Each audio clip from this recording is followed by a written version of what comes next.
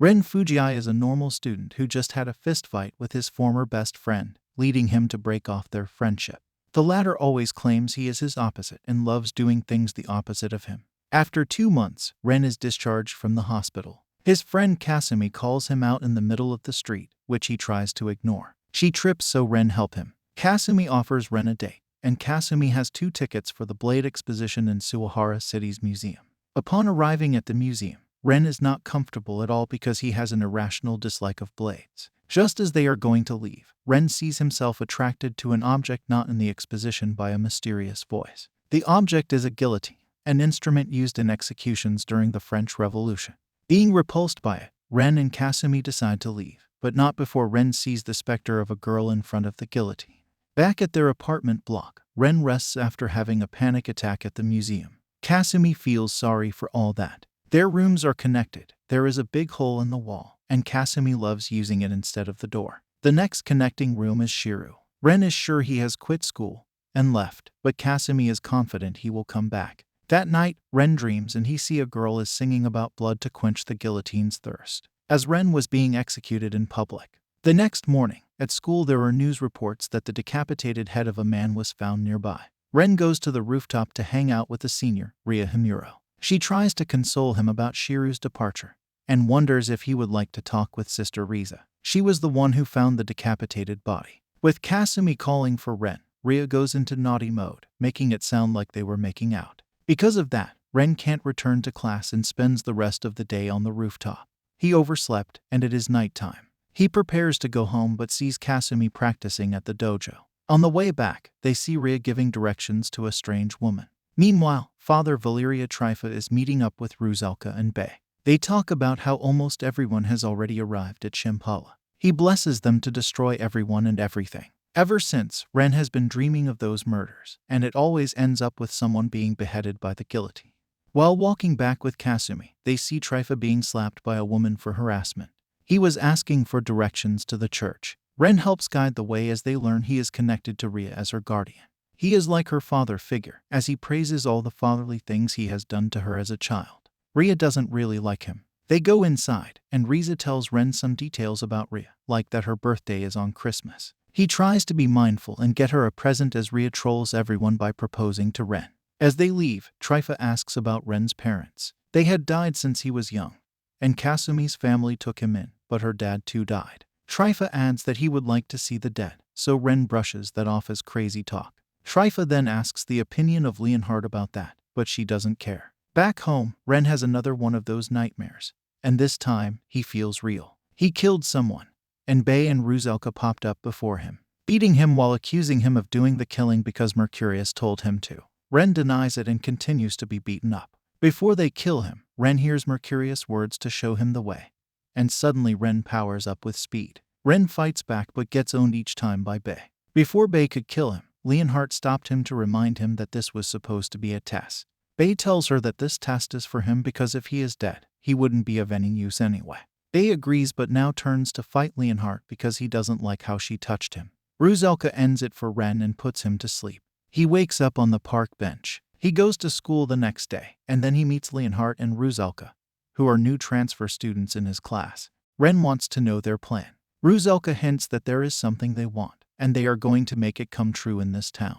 Ren threatens her, but he can't go up against her powers, and she tells him she can destroy this school in 10 seconds. After that, Ren watches Kasumi and Kendo practice. He feels something is wrong, because suddenly her thrust is so strong that she decimated the practice doll and left visible scars that she could split the dojo in half. Kasumi doesn't remember what was going on, so they hang out as part of their way to preserve their normal lives. She gives him a necklace and reminds him that she would like to help him out in any way she can.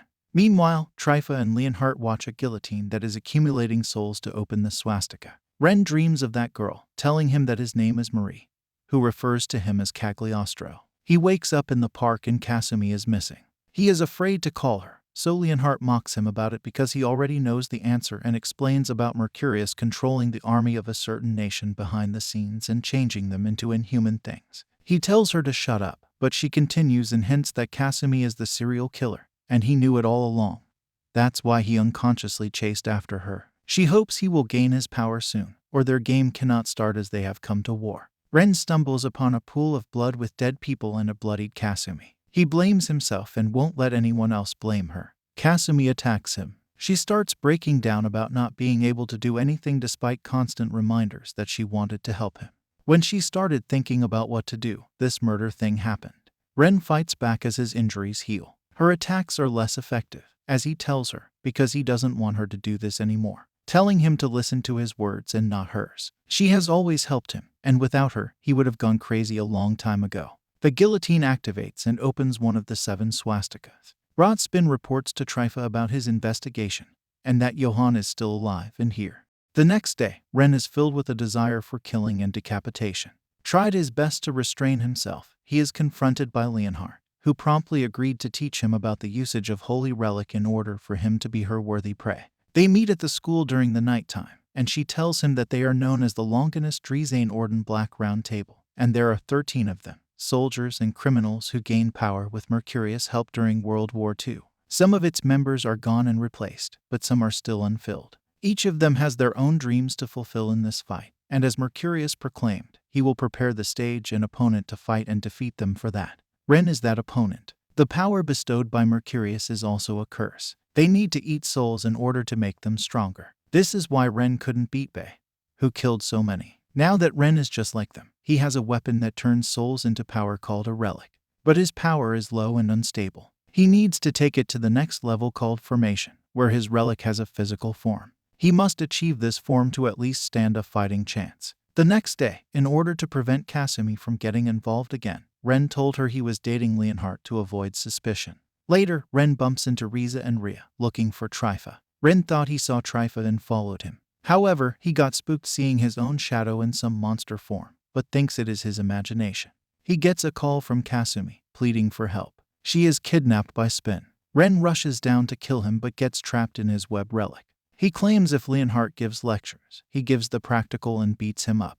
But Spin says he isn't here to make enemies with him and wants to be his ally, only if he is good enough. To make him show his true worth, he cuts up Kasumi before his eyes. Ren is so mad that he lets the web cut through his limbs to break free. His limbs regenerate into blades. Ren is going to cut him up, and Spin is now scared. He pleads for Tryfa to help, but he remains silent. Spin attempts to use his insurance by killing the real Kasumi, but Tryfa intercepts and lets Ren kill him. Ren returns to his place only to see Kasumi turning it upside down. She was panicking, trying to look for her missing phone. Ren just hugs her and is happy that she is still alive. On the next morning, Marie materializes next to his bed. Because of the commotion, Kasumi tries to open the hole, and she sees Marie. She tries to explain Ren what is happening, but Kasumi decides to believe in Ren. So to help find out who she is, they spend the day having fun together. At the end of the day, Irihanju interrupts their outing to bring Ren and Marie to see Shiro. Ren and Marie go to reunite with Shiro at the bottomless pit. As he has been watching Ren for some time, he wants to play a part in the mess he is currently in. Although he too was involved with this after he fled from the hospital and is willing to exchange some information on Longinus Drizane Orden, Ren refuses. He will not allow Shiro to get involved. Shiro thinks he is saying so because he has a different trump card. Marie threatens to shoot Ren, but he destroys it with his wind blades. Ren adds that he is only here to thank him for taking care of Kasumi. That's why he can't let him die. Later, Marie asks Ren more about Shiro. Ren wanted to be like him but couldn't, and he ended up hating himself. Eventually, he believes he wants them to be in a relationship where they can proudly be themselves. Suddenly, Leonhardt appears to bring Ren to Tryfa, but Bei attacks him. Ren defends himself better this time, but the fight is interrupted by Shiro joining in.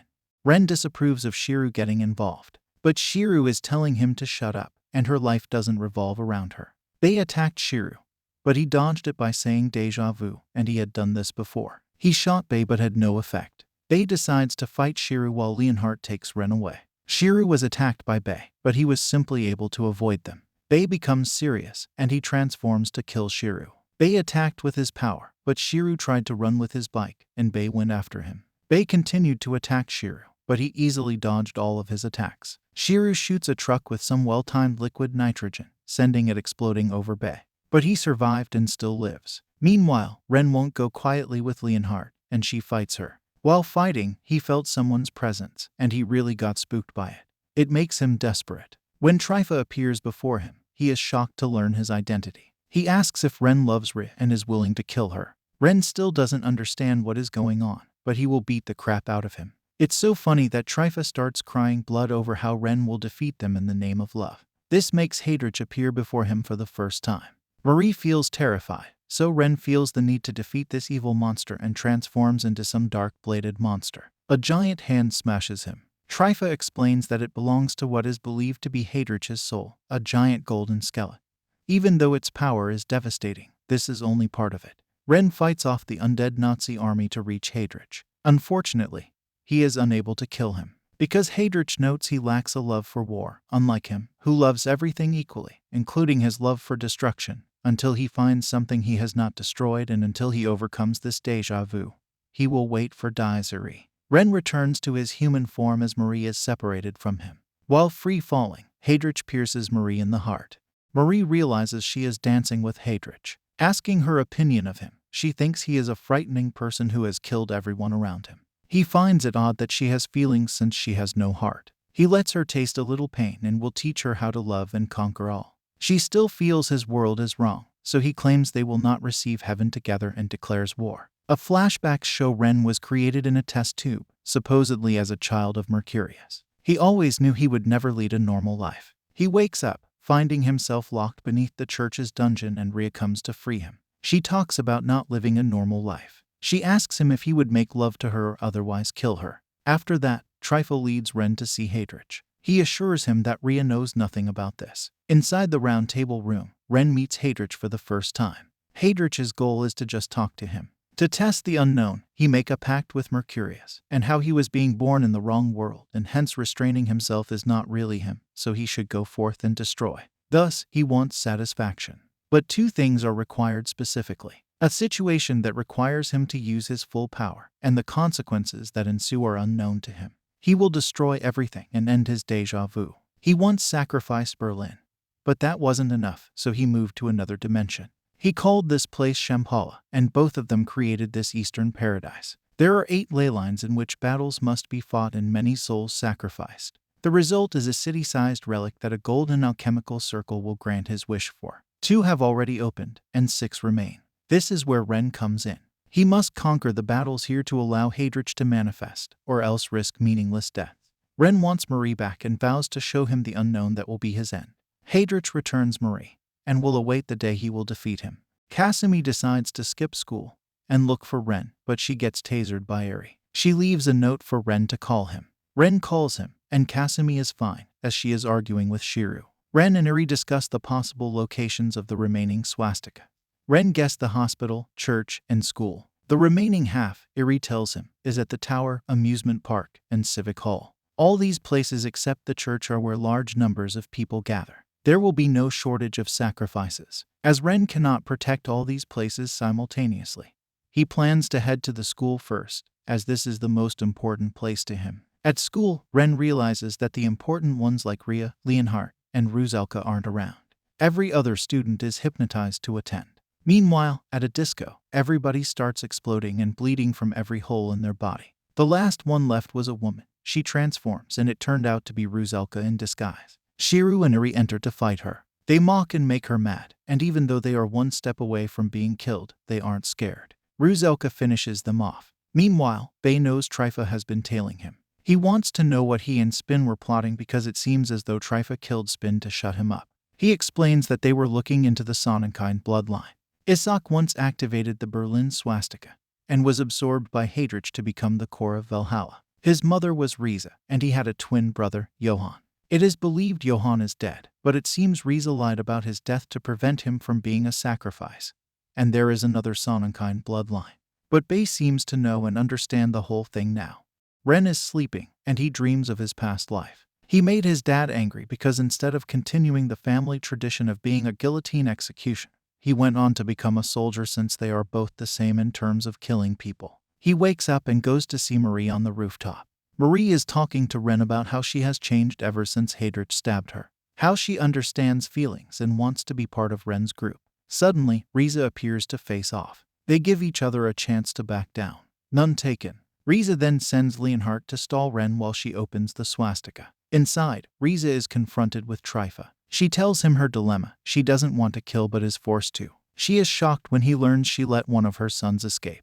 Trifa is curious to know how she ended up choosing which one. Was it because one resembled her father so much that she continued trying to abandon Rhea? Trifa likes Rhea but is uncertain of her origins. As Johan's bloodline exists in Shambhala, if he offers it up, he can prove his love for Rhea is his own. Only putting an end to that bloodline would ascertain that he is not driven by such things. Riza is willing to let him live at the expense of Rhea's death. Riza prepares to fight him. While Ren and Leonhardt fights, Bei has already opened another swastika. Leonhardt is pleased that a few more will come, and her wish of bringing back the dead will come true. Ren calls it crap because if the dead are important to her, then no amount of sacrifice would be enough. This deal only lowers the value of the things she loves. Leonhardt becomes mad that he doesn't know who she is. Eleanor claims Leonhardt has lost her and disposes of her. She praises Ren's fine speech and dares him. Trifa wants to put their fight on hold, as Eleanor will kill them if she senses them. He hopes Riza will protect Johan's grandchild, but she refuses. She is disappointed in him. She liked him better when he was weak and pathetic, but he was human. She lets her familiar guard him while she makes her way out. Meanwhile, Eleanor tests Ren as she shoots fire from the ground. Unfortunately, Ren is knocked out, and Marie materializes to protect Ren. Riza doesn't want Eleanor to go through with this, as she is already an immortal after having her wish granted, and all the human souls here are hers. Eleanor notes that is true, but Heydrich wants her to open the next swastika. Eleanor commands Leonhardt to watch over Riza, and if Riza wants the swastika badly, they can kill each other. Marie talks to Eleanor about how she wants to stay with Ren and others. However, she gets beaten up as a test of her resolve. The beating lasts long enough until Ren wakes up and is mad at the abuse of his girl. As they fight, Eleanor is charging up, and when she does, Riza pulls off some moves to let Ren save Kasumi. Eleanor is disappointed and burns the entire area as Ren runs as fast as he can to save them. Eleanor is told to stop by Goetz von Berlichingen as she has completed her mission. He tells her Heydrich has plans to open the next swastika. Ren is safe from the inferno as Trifa meets up with him. He never liked Eleanor and Goetz, who are close to Heydrich. They are his mortal enemies. He proposes forming an alliance to get revenge on Riza, who is dead. A flashback, where Kasumi's dad adopted Ren and his wife agreed, thinking she needed a brother. Shiro is forced to listen to Mercurius because, as long as he still feels deja vu, he will not allow him to die. Shiro's story begins when Ren starts living with Kasumi. Kasumi's dad is a mad scientist who conducted experiments on Ren. One night, Shiro snuck in and killed him. That was the start of his deja vu. He wasn't supposed to be a central character in this story, but he is now one. Heydrich is the love of everything, and Shiro is the self-destruction of all. This is why he is not allowed to die until he shows him the unknown conclusion. Ruzelka mocks Rhea, saying that she will soon die. Because it seems that for every swastika that opens, Rhea's stomach aches like she is going to give birth. Ruzelka gets mad and beats her up when Rhea is confident she won't die. And then here comes Bei to fight Ruzelka, as he wants revenge for killing his prey, Shiro. He doesn't believe she killed him because if he couldn't kill him, he couldn't kill her. Suddenly, his stomach aches, and a hand pops out of his stomach. As Shiro bursts out to fight Bei. Shiro has stolen Ruzelka's moves and used them to fight Bei. He summons Helga, his sister, and his mother to help fight Shiro. Meanwhile, Ruzelka is afraid of dying. But Wolfgang Schreiber arrives, and she pleads with him to save her and plays the love card. He then interrupts Bei and Shiro's fight and kills Bei. Ruzelka is half dead, so he continues beating her up and gives Shiro a head start to run. Because once she is dead, he will hunt him down and kill him. Thank you for watching till the end, and please don't forget to subscribe.